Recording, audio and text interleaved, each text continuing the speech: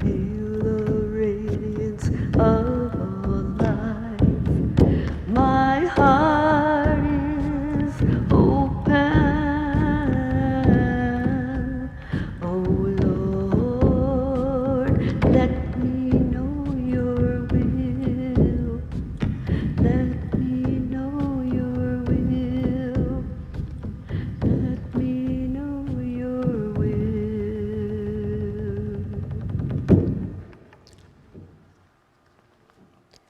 Okay. Should we test the bowls? Okay. So I don't need this mic anymore, or am I going to use that for the drum? That drum in front of you can use it. So you were using it just then? Yeah, I got better sounds with it. Okay. You can just put it to the side. All right, so I'll put it to the side, Yeah. and then I'll remember where I put it. Okay.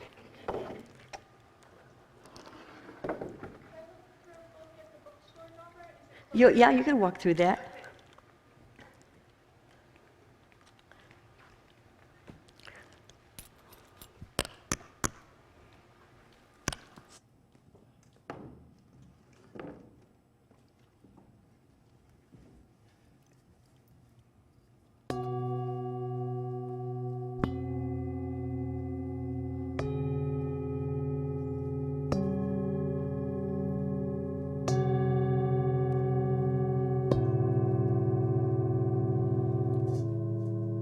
Let's try it again.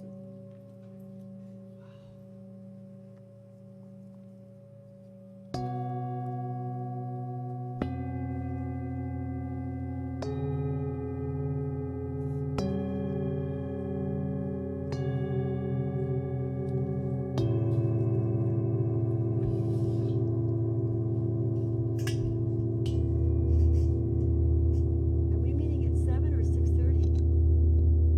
6:30, I think. Oh, No. 7. okay. 7. Is it 7 Well, now? it's supposed to be 7, but it never changed to it. Oh, okay, so I guess that's going to happen in September. I'm the only one that doesn't know. I mean, maybe I know on some level. Back to 7. Okay, that'll be fine. All right. All right. Can you go get the girl in this bookstore? Tell her it's starting now. Okay. Okay. Oh man, this has been, life is so good. I love it. It's interesting. Life is interesting. It's when it gets boring, that's when there's a problem. Get that. Okay.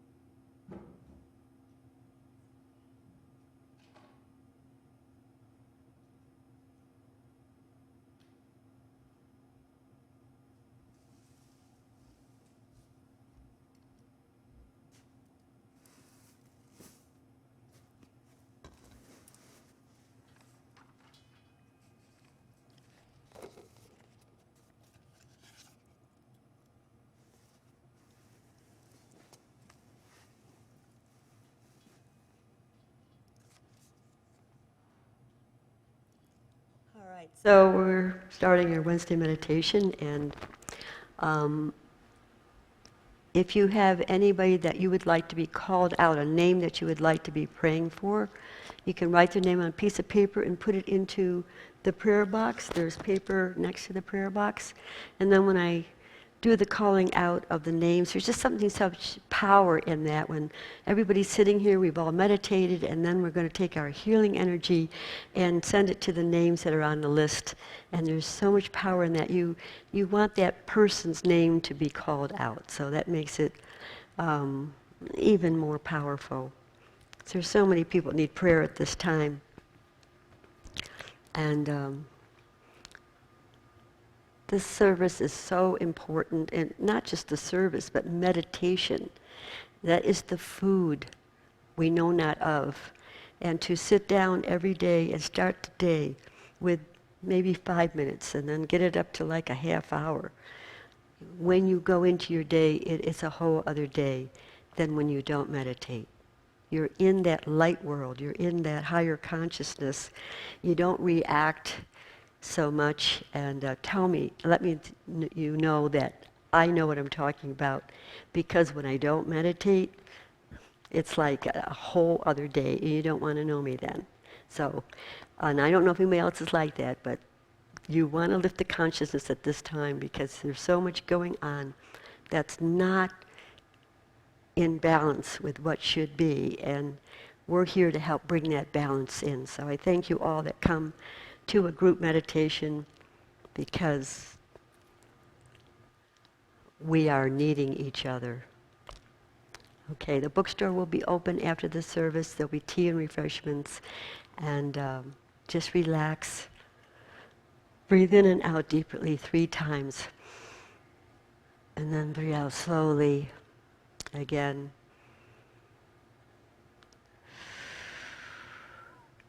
Again. Okay.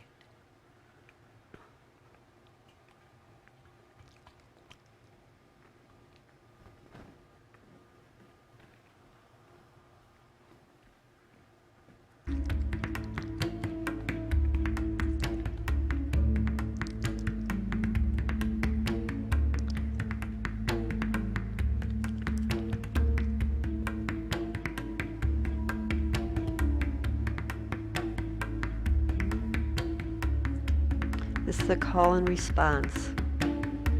When I go like that, then you sing. And don't worry about what you sound like.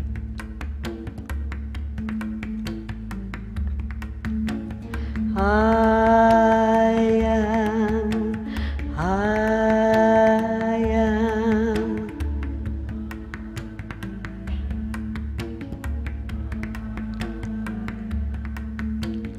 I am, I am.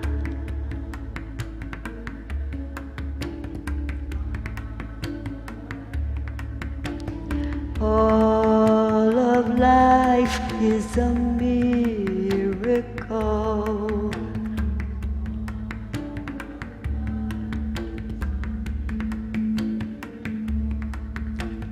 All of life is a miracle.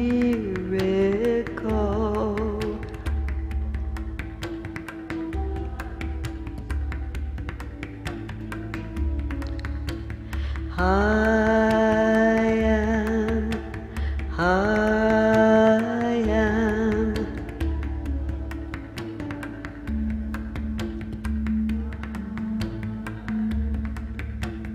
Dance to the music of all life.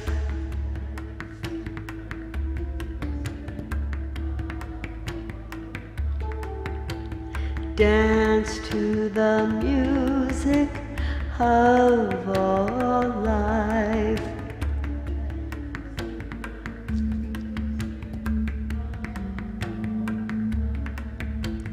I am, I am.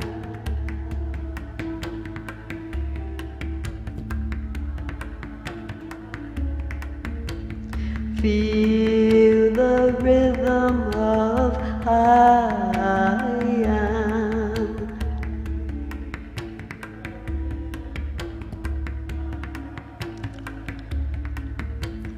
I am, I am.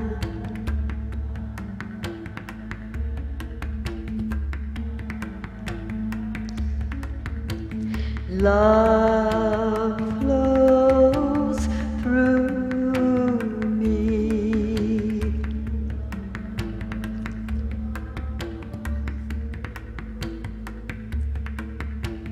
Peace flows through me.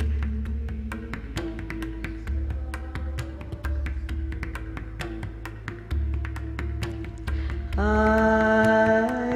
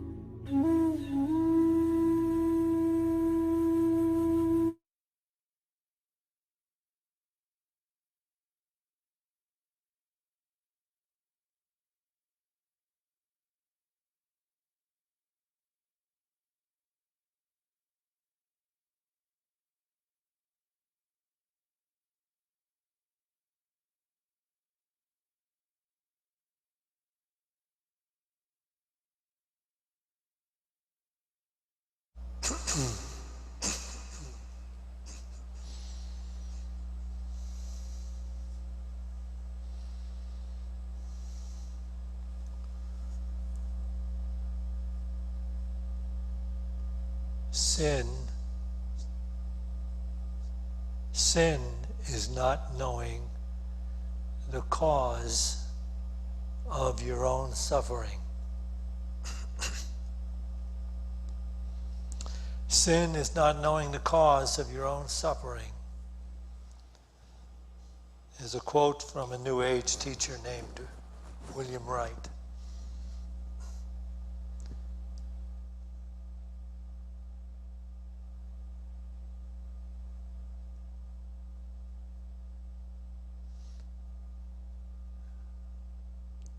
Another quote that should be understood, given by the Master of Life. In the world, you have tribulation, but be of good cheer. I have overcome the world. In the world, you have tribulation. That is a universal truth. No one is excluded. Doesn't matter what lifestyle you might be living. If you are in the world, you are going to have tribulation.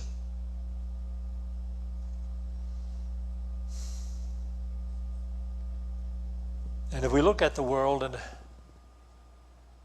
from that limited perspective, the world appears to be filled with all manner of conflict, all manner of suffering, fear, and evil. And if we look at all of that, the world being filled with so much of that, we wonder how one could overcome the world. How will we get all of these limited thinking, fear-driven, manipulating, rather evil people to do the right thing, to love their neighbor, to be truthful and considerate?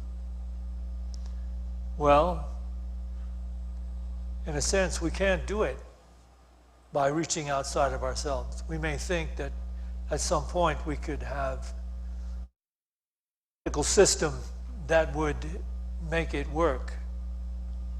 That's not going to happen, because if you look at the political system, you're probably seeing more of the same, probably a lot more of the same.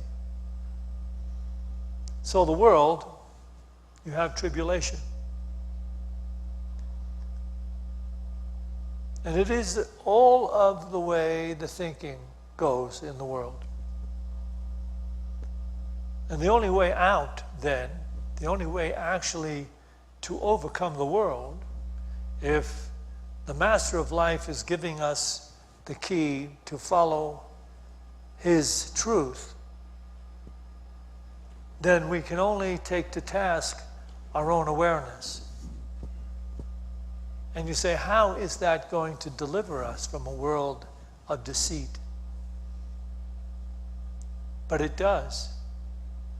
Because really, what we want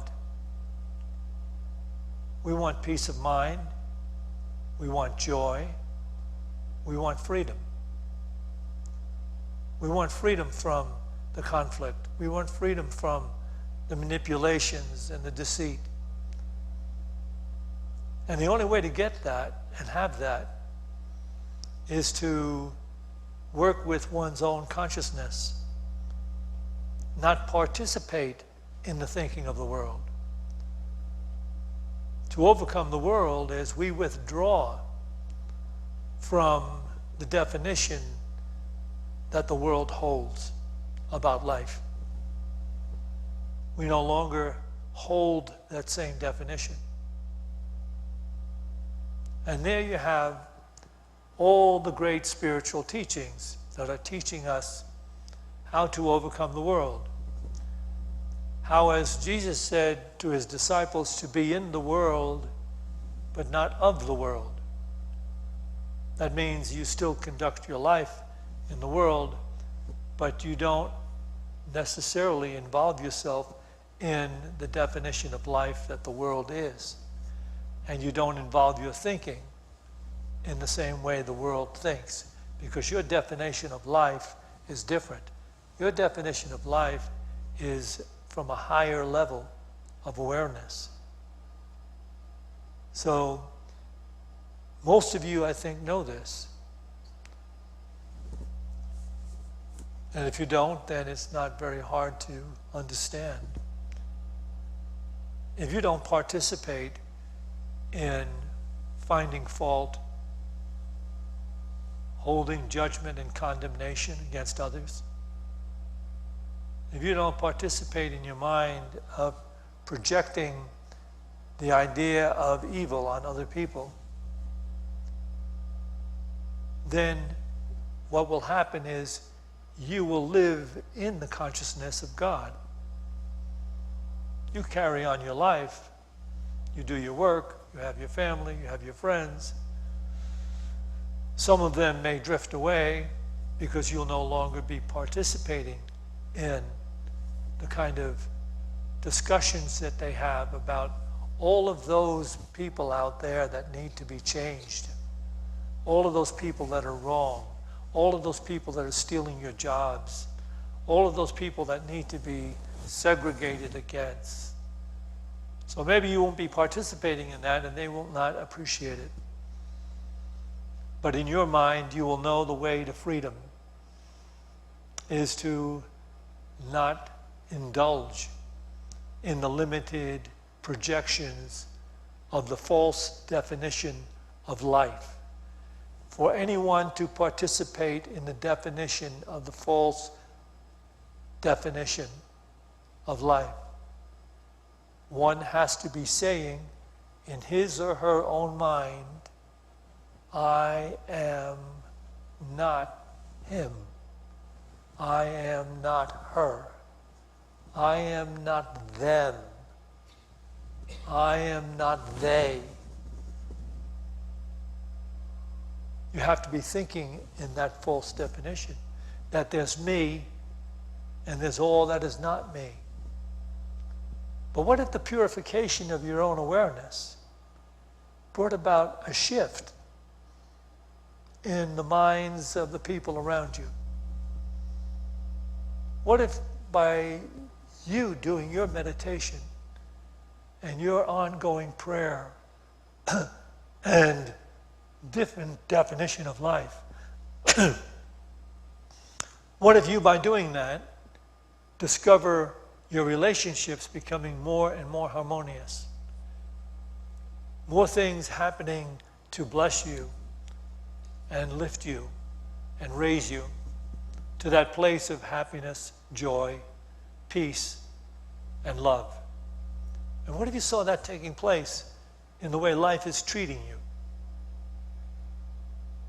Then you would know the truth. There it is.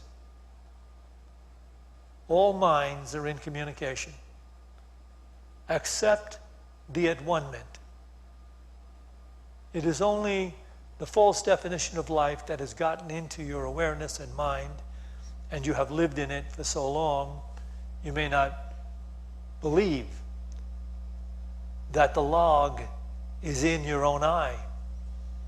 You may believe it is in someone else's eye. You may believe it is in them, they who are all messed up and messing up life.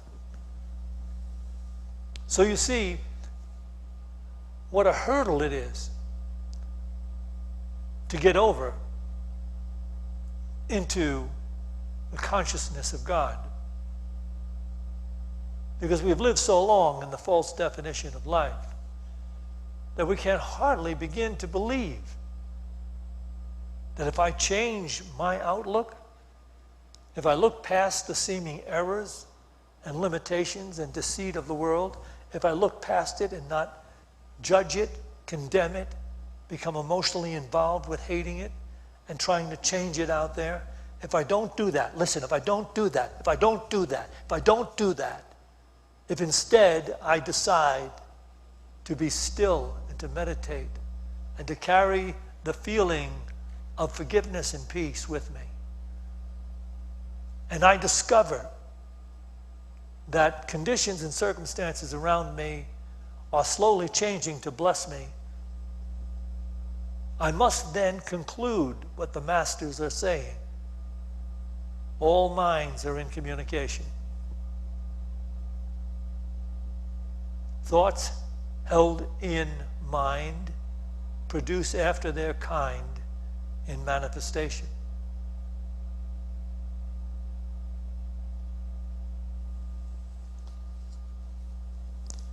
You don't have to take my word for it. Well, in a way you do. It's like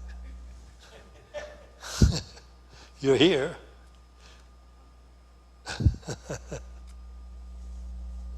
But I'll share this from A Course in Miracles.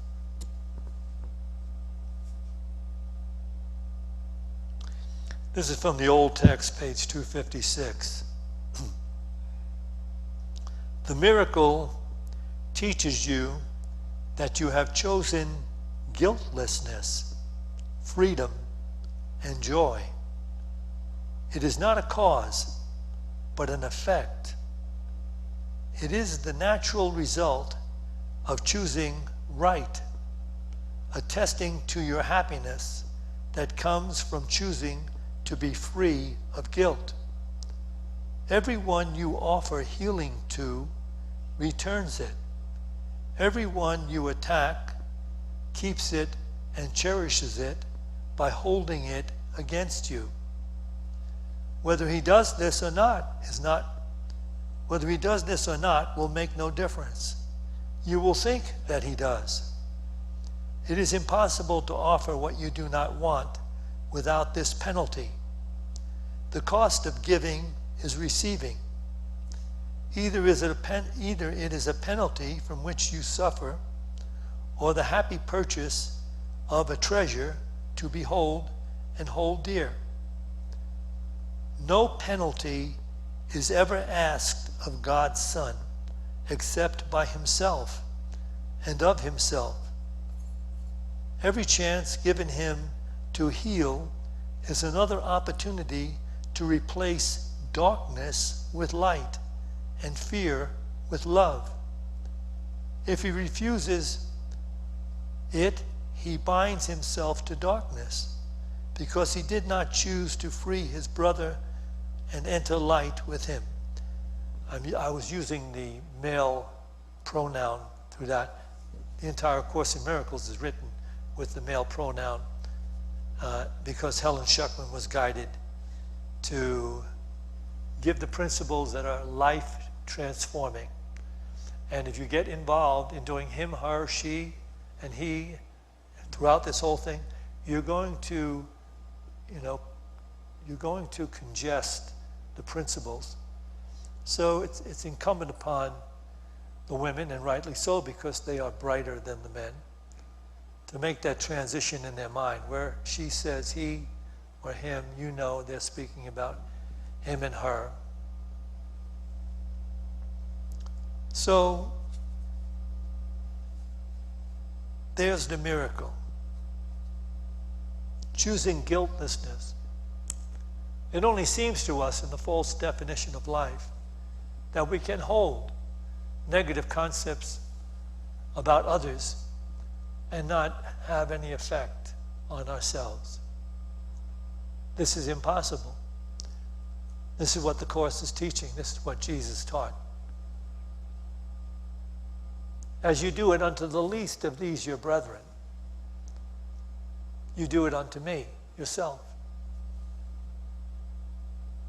So if you are desirous of finding true life,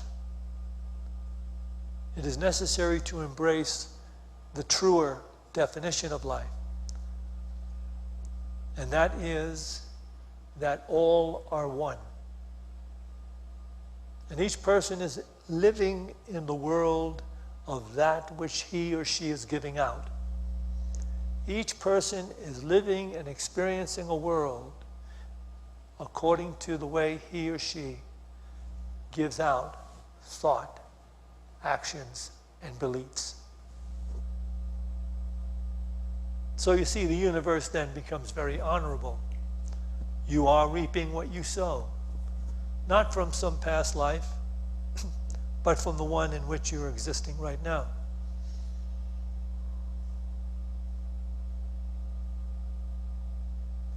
So in the world, in the thinking of the world, and in the definition of the world, you have tribulation. Because that definition of the world is, there's me, and there's all that is not me. Which is a completely erroneous definition. Because everything in the world in which you live is part of you.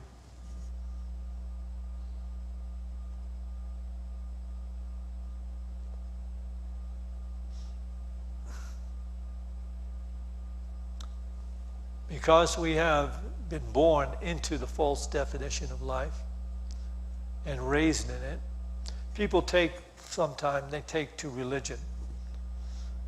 Because they think that, well, on that day when I finally get out of this miserable life or this difficult, problem-oriented life, I will go to heaven.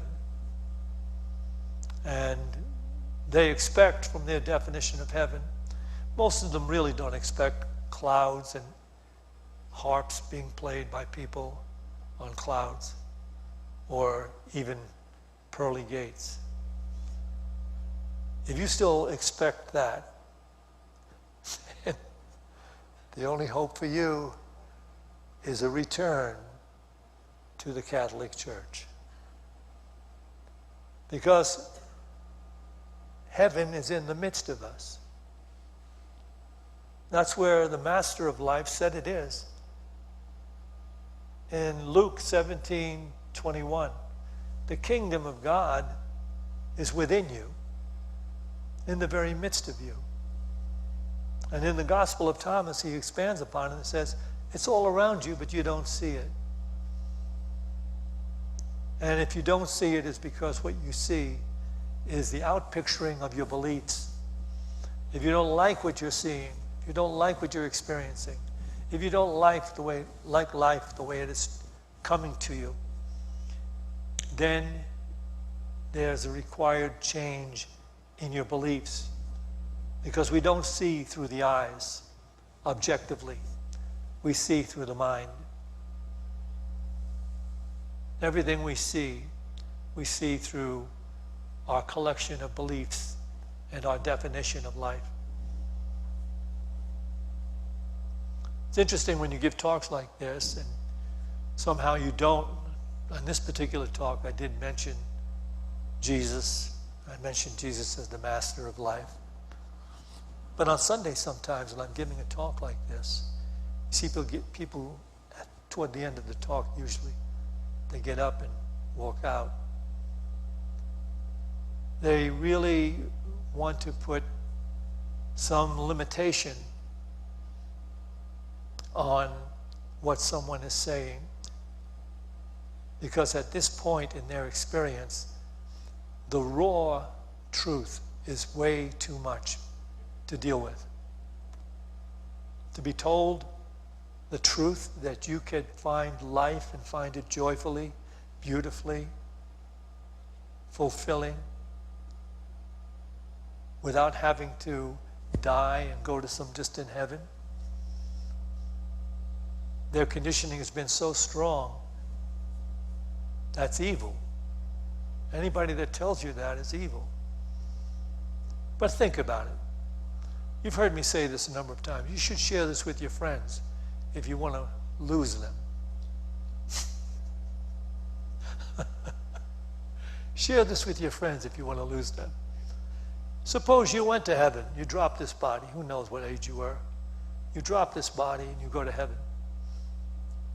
And in your life you had all this tribulation and problems and conflict and broken relationships, unhappiness. You felt miserable a lot of the time. What would you have to do in heaven? What would be the first thing would have to happen in heaven? In heaven, you would have to be taught how to live in heaven and be a heavenly person in order to get on with all the heavenly people in heaven who have joy and love and peace. And so you'd have to be taught the very same things that are being taught here.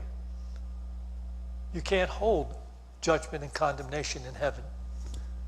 You can't blame others in heaven. You can't hold vindictive thoughts or manipulative thoughts, or you can't be cheating others out of something in heaven, because it wouldn't bring harmony. It would be just out of keeping with heaven. Well, now we're told by the Master that heaven is in the very midst of us. It's in right where we are. But we don't see it yet because we haven't yet gotten to that place where we've given up condemnation, where we've given up blame. We're still in that mindset. People say, but I don't tell anybody when I don't like them. Doesn't matter. They know it. They sense it.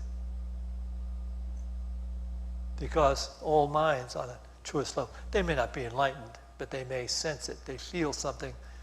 They feel what you're thinking about them. So, here it is. Look at this. Isn't this interesting? Some of you came here tonight thinking you were coming to a meditation. And that you're coming to a meditation, and it would be just okay. It'd be quiet, be nice. There'll be music, and there'll be the Tibetan bowls, and you'll feel good in the meditation. But you didn't really expect to be stepping into heaven. And here you are. This is all you can get. This is all there is. There's no religion beside what I just said. Not true religion. Oh, there's a lot of pomp and circumstances, a lot of robes, a lot of things that go on in ceremony and things like that. But the essence of true religion is to release the limited thoughts and feelings that you've been conditioned to believe and hold in terms of separation from your brothers and sisters and the world itself.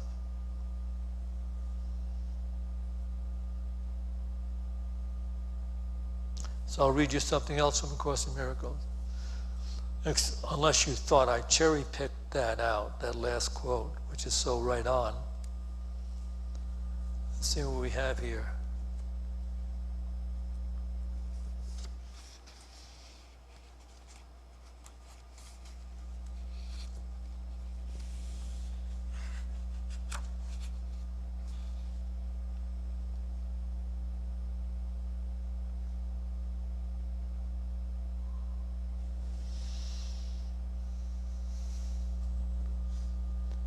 This is page 57.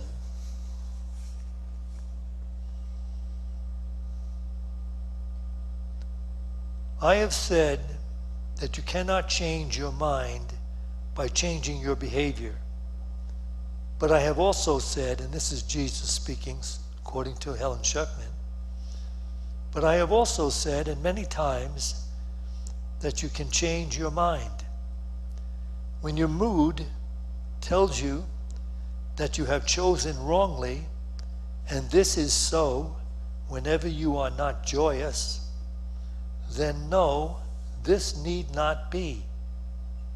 In every case, you have thought wrongly about some brother or sister God created, and are perceiving images your ego makes in a darkened glass, your mind.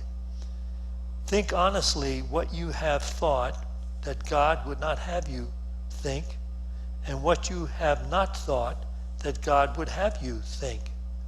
Search sincerely for what you have done and left undone accordingly, and then change your mind to think with God's. This may seem hard to do, but it is much easier than trying to think against it. Your mood is one with God's. Oh, hold it. Your mind is one with God's.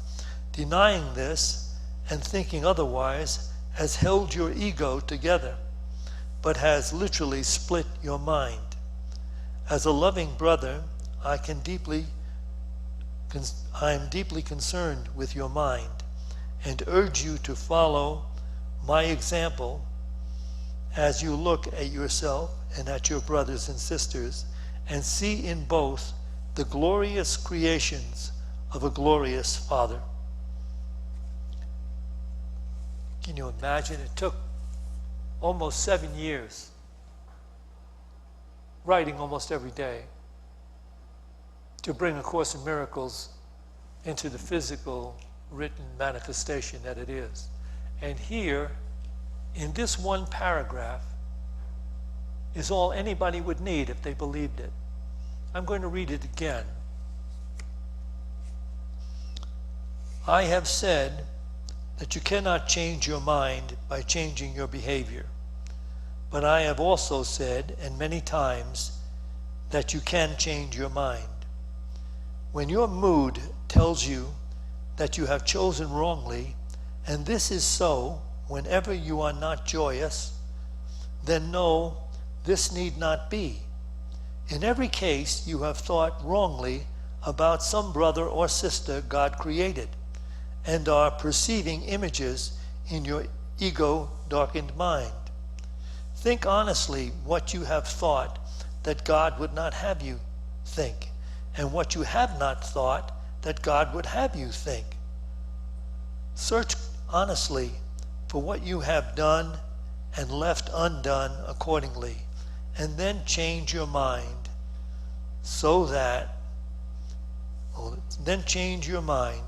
to think with God's. This may seem hard to do, but is much easier than trying to think against it. Your mind is one with God's.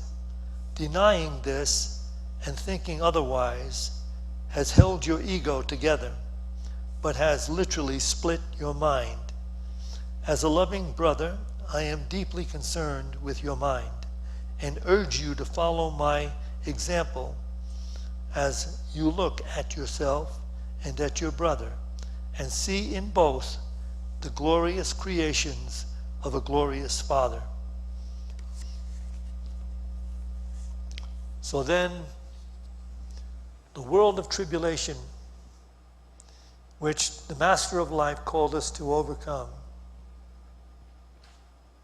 starts to change before us as we change our mind, as we think more positively and beautifully about everything around us, as we seek to bless instead of blame. Suddenly, we start to notice that we are, in fact, meeting and experiencing more harmony, more peace, more love, more beauty, more happiness. And then we can't avoid the truth of what is being said here. You are all one, brothers and sisters of a Heavenly Father. And the way life works is in giving, you are receiving. In sowing, you are reaping. The universe is honorable. It's only up to you to recognize what it is you either want or don't want, and think accordingly.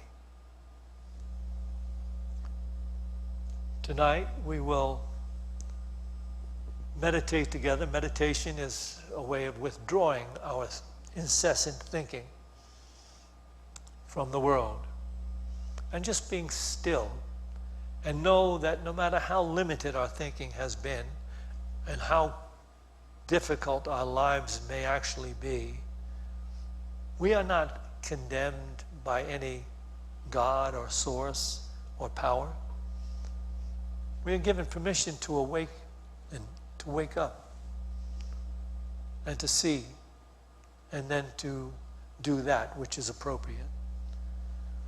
Tonight, as we meditate and withdraw our incessant thinking about the world and what we have to do to get ahead in the world and find happiness in the world, we let that go, because right now, just as you are totally accepted by this intelligence which is life itself. And it blesses you, and it says, continue on your path, and you will come to true life. If you, during our period of silence, don't have a particular meditation technique, you can use this truth. God is love. Love is life. I am God's life. God's life. I am. I am.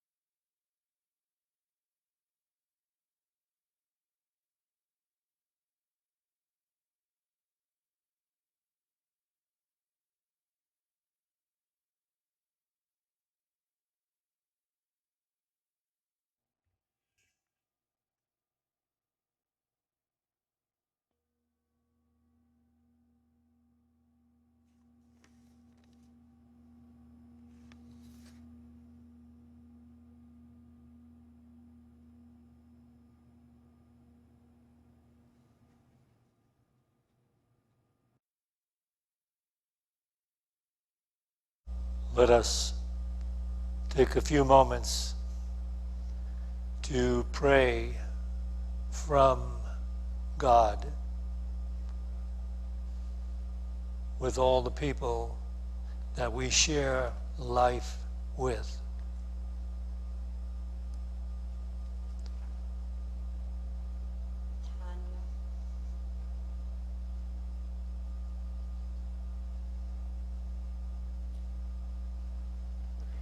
Tanya, Vanak, Dietz, Janine, Nazis, Nairi, Ba, Beth, Robert Ward, Bob Connolly, Lynn H., Aunt Janet, Swenity Ribera, Grandma Shirley, Amsterdam Court of Appeals, Cameron and Reed, Shelley Payne, Kayla Elway Cordelia, family of Colleen Elway Cordelia, Reese LeBlanc, Barbara LeBlanc, Sam Ormsby, Bill and Denise Eisner, Dellen family,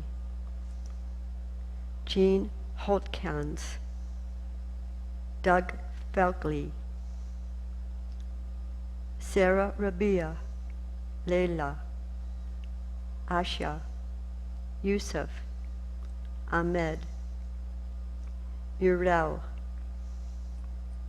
David Ormsby, Hannah Susan Grigsby, Cheryl Kawakami, Kyle Kawakami, colleagues at First Bank, Miranda Didier, Frank Thortillo, Acal, Doug Richards, Dawn Lee, Don, Paula Long, Jennifer W.,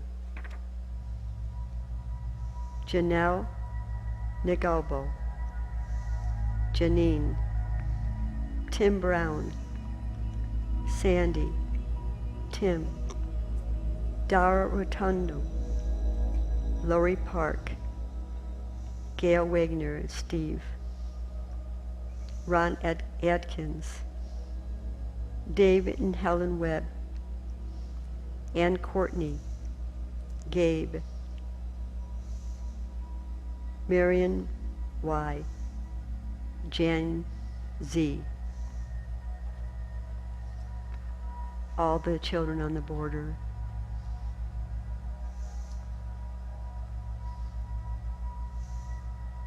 the United States government. And you can call a name out loud at this time if you'd like to.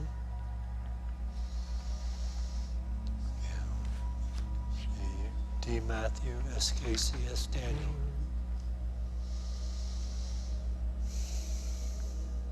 We see this healing light surrounding the prayer box. And all the people whose names that have been submitted, we see them healed, physically, mentally, and spiritually. By Chapman.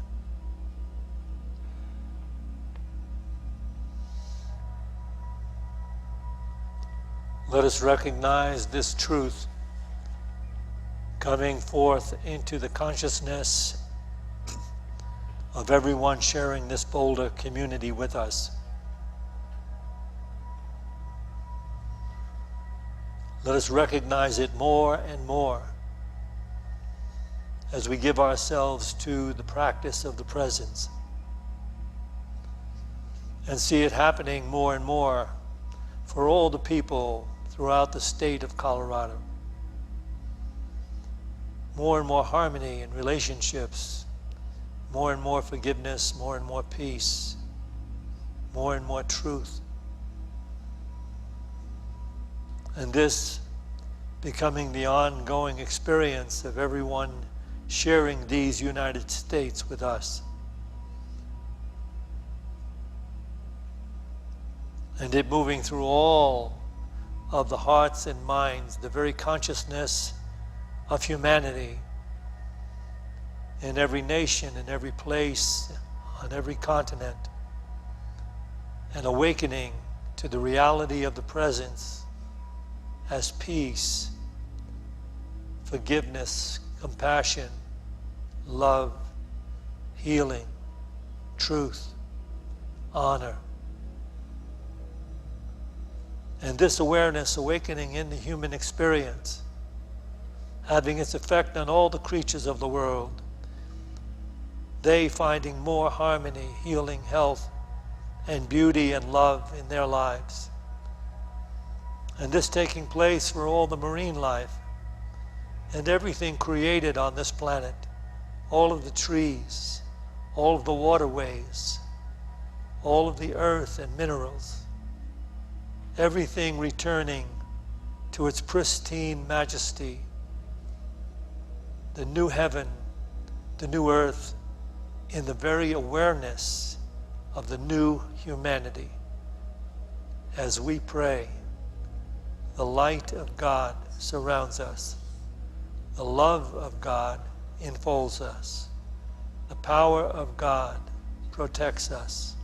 The presence of God watches over us. Wherever we are, God is. And God is love. To this we say, thank you.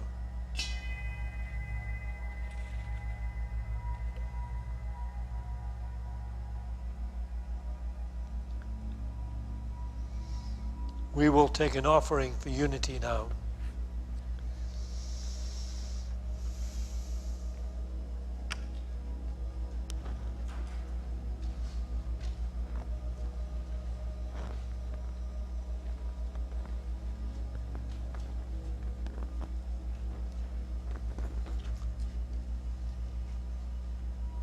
As we take our offerings in our hands,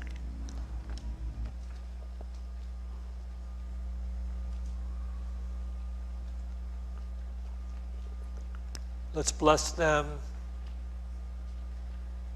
from a real place in our experience. We are, in fact, interconnected with everything that lives and God. Let us just feel the beauty of that relationship and the joy and gratitude that accompanies it as we bless these offerings in this way. Divine love blesses and multiplies all that I give and all that I receive because I give. Together, please. Divine love blesses and multiplies all that I give and all that I receive because I give.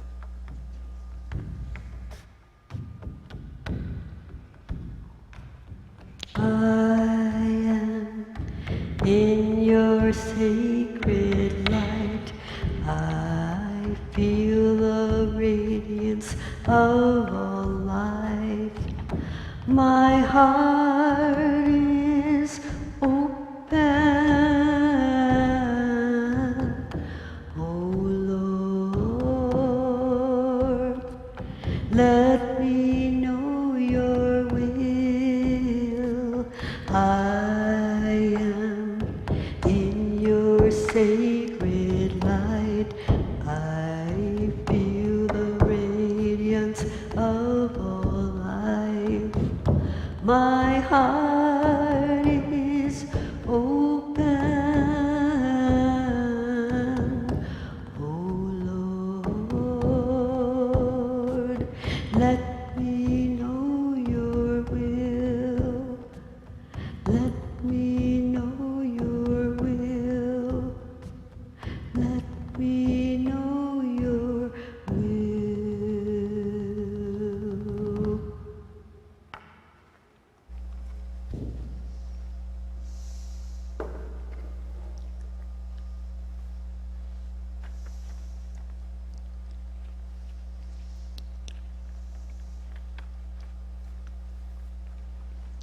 Join me now, please. We dedicate this tithe to the will and the work of the Spirit of truth, the Spirit available to each of us, the Spirit that joins all of us. We dedicate this to truth and this tithe to the victory of the Spirit of truth. Amen. Well, this is the